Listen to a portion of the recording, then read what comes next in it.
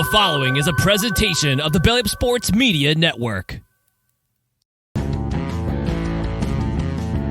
are listening to the 1420 Sports Bar Podcast. 4 beer with a sports talk and a whole lot more. We are part of the Belly Up Sports Network. Listen in as Brent and Dave invite you to belly up to the bar with them to talk about everything in the world of sports, just like you would do at your favorite watering hole. It's sports, beer, and shenanigans, so belly up to the bar with us, grab a beverage, and let's get into it.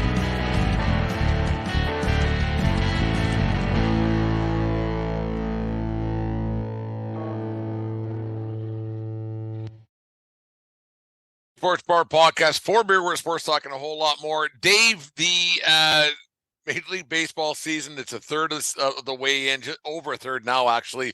And there's some teams that have been utter disappointments. I talked about it on Saturday morning on 1420 in the morning for my 3 up and 3 down kind of deal. And there's some teams that are utter disappointments that I do not understand. And I want maybe you can shed some light on it for me, because you have a team in the Philadelphia Phillies last year who went to the World Series, lost in 6 games to the eventual world champion Houston Astros. It was no good, dirty, rotten, cheating Houston Astros. I've forgiven, but I'll never forget.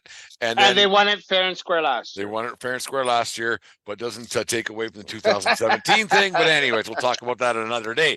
And then you have the on the other side, the team that they beat in the NLCS in the San Diego Padres. You got a team there that is mired in absolute mediocrity, and they have a payroll that's reaching Yankee levels, and they got talent that you wouldn't believe on that team, and they absolutely stink. I think right now they're 4 or 5 games below 500, and they ain't doing nothing. I know Machado has been hurt, but he's back in the lineup now. What do you think the deal is there with those 2 franchises, man? I understand how, Philly caught a heater last year, and then whenever he's playing well, and when you have your best player being someone like Bryce Harper, that guy, I've never liked him. And then when you're putting he MVP, like, his talent is unmatched. But when you got someone walking around the locker room, the dugout, that knows he's the best player, acts like he's the best player, talks to fans like he's the best player. I don't know how good of a guy Bryce Harper is, because every time I see him, every time I hear him talking to a mic, I just want to fucking kick him in the nuts. He's just such a fucking... he carries himself. Does he intend to carry himself like such a douchebag? And that's the thing that I don't know, because I don't think he's ever. How to word this? Am I wrong? I don't think he's ever not been a douche nozzle, because and maybe I'm 100% wrong, because he was portrayed at such a young age as that douche nozzle, with the way he has his eye black and stuff when he was 14 years old, hitting home runs or wherever in Las Vegas where he grew up, and then going to the perfect game things and everything else, and hitting bombs at Major League Stadiums when he was a young kid. He's always been portrayed as not, I don't want to say a villain, but it's kind of a spoiled brat who turned into a nozzle. And so he's never really been given a fresh start per se, or a fair shake outside the markets that he's played in. Like the markets he plays in, they seem to like him a little bit, because if your superstar's on your team, you like him usually, right? But he outside of the markets, the 2 markets he's played in, Washington and Philadelphia, nobody's ever liked the guy. And that's even like my sister, a quasi baseball fan, she goes, I don't like Bryce Harper. Right, he's not a good, doesn't seem like a good guy, doesn't seem like a good role model. So if it looks like a duck and walks like a duck, it's probably a fucking duck. Right? And you got to see that duck strutting around the dugout every like day. The headbands and the shoes and the stuff and the things. Christ, can we just and I don't know anything, but it seems to me he's not a leader. Like it was when everybody got on a heater last year and he was hitting big hits. Of course, you're gonna be happy and give high fives and bum slaps the whole bit, right? Exactly. But now that you're in the dog days and I'm not saying Philly can't do it, and I don't even know what his time is.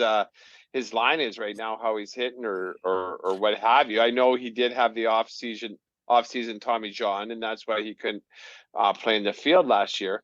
But when you have someone that just has the appearance of him of being so goddamn selfish, I don't understand how a team gels around him. And say what you want, baseball is the one sport that's more individualistic than any other sport. But when you feel good, you play good. When you look forward to coming to the park, you're going to be in a better mindset, and you're going to be able to focus and do your craft better. But when you're like, oh, fuck, that guy said this again. Oh, fuck, he went over last night, and he got punched out and got ejected. So he's going to be in a pissy mood. I don't like I'm pretending here right now. I don't know, but that's the kind of person I think Bryce Harper is. He's and to a man, I don't think like sports fans, like, no, like who watches, like if you're not in like, and that's how baseball is, right? If you're not in the market, you don't watch. It's such a regionalized sport. Nobody watches. And there's so many games. 162 Phillies games. If you're not a Philadelphia Phillies fan, right? It's just how it is. And so like you get that preconceived notion about guys. And the same thing with down there in San Diego, like I was talking, they went to the NLCS and they lost to the eventual winners of that series, the Phillies there. And you look at a team that was not doing so great last year. They spent a lot of money now. I don't know where they're getting this money from. I know for our friends at Level Playing Field, Dave there, he told us that there was a guy, and I can't remember where the money came from, but the Padres spend money, and they have things going on, and they're in on the Aaron Judge sweepstakes right to the end and everything else. And they turned out to have they're shitty right now. Like they're not making the playoffs.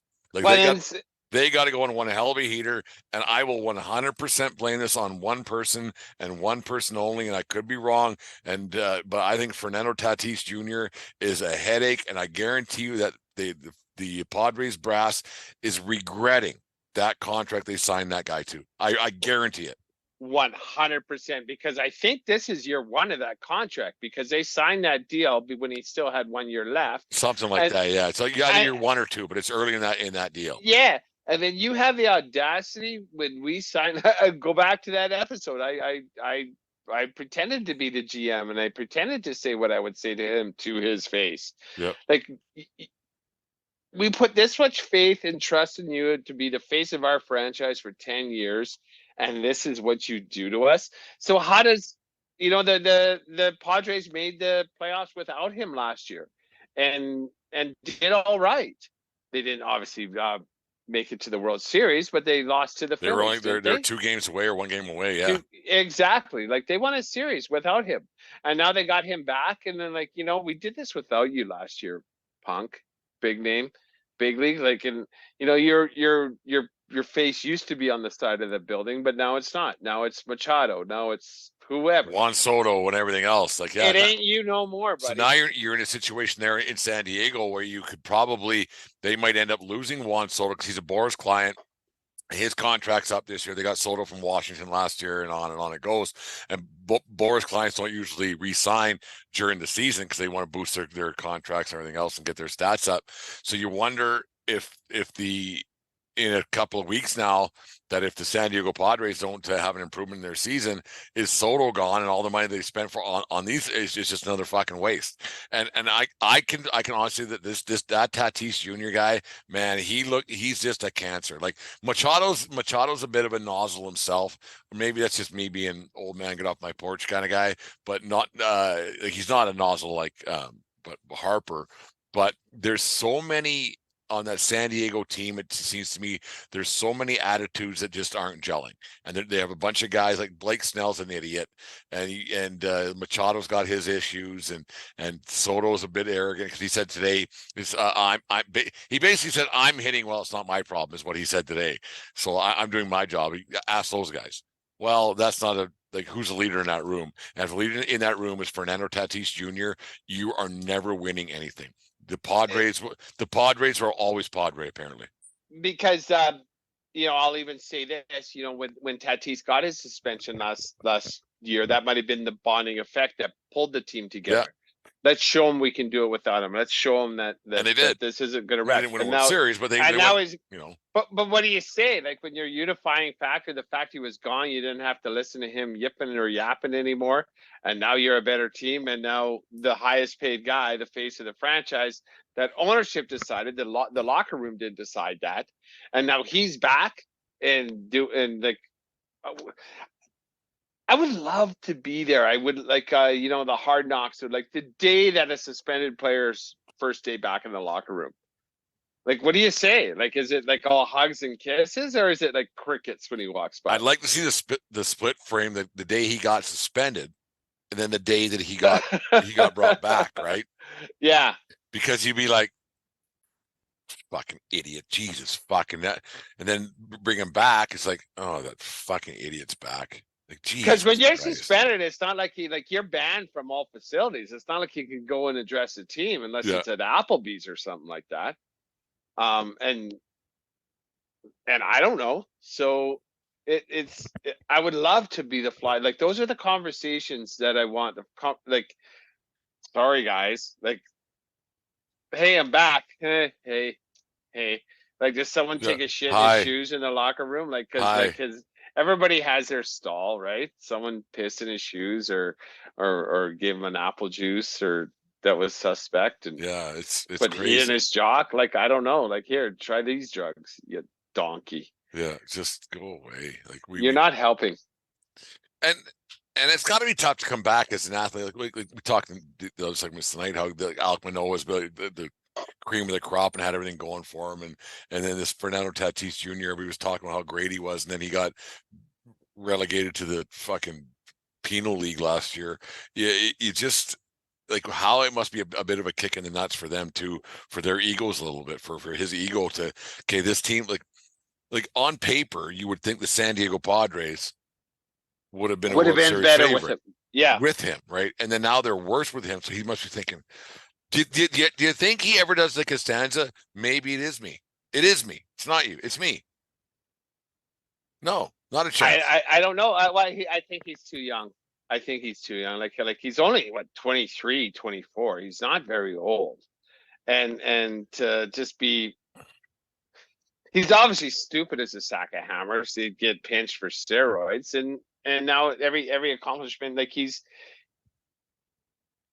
like, I hope he is stupid, because if he's not stupid and has no self-awareness, he's going to be in his head too much, right? He'll be thinking too much. I hope he's stupid. I don't think I've ever used that term, but I'm going to start using that more. I hope you're stupid. I hope you're stupid, because otherwise, to do something not stupid, and if you're not stupid, you're stupider than you thought. Yeah, you're stupider than you thought. And did I break that down properly? Yeah, I believe so, because if you have any self-awareness whatsoever, you're going to be in your head so much. Like, how do you even fucking look at Lunch Lady Doris in the face anymore? Cheater. Nah, I don't care. I'm here to play ball. He's got $300-some million to whatever, but to spend on chains and cars. Like, I don't know. Dreadlocks, like, stupid. And whatever, and he's stupid. I think I think this is on the Padres, the ownership, to sign a kid that young. I know you got to lock these guys up. I understand it, but man, oh man, like these contracts could come back to bite guys, because you're committed to this guy for a long time now, a long time. Yeah, and you know what? As I'm thinking about it, sorry, Papa Steve, but sometimes do be stupid. Yeah, do be stupid. Because be stupid. Because if you get in your head, you're fucked. You're fucked. Yeah. Maybe Manoah has to get a little bit stupider. Yeah. Yeah. Quit thinking. Don't think. Play. Just throw. Just throw the fucking ball. When you think, you can only hurt the team. You can only hurt yourself sometimes. Anyways, the 1420 Sports Bar Podcast, for beer, sports talk, and a whole lot more. Part of the Belly Up Network and the Belly Up group of shows. Make sure you go to bellyup.com, bellyupsports.com, and check out all the great articles and other podcasts that are part of the Belly Up Media Network today. After you check ours out, of course. Don't be stupid. Check out Belly Up Media. Yes.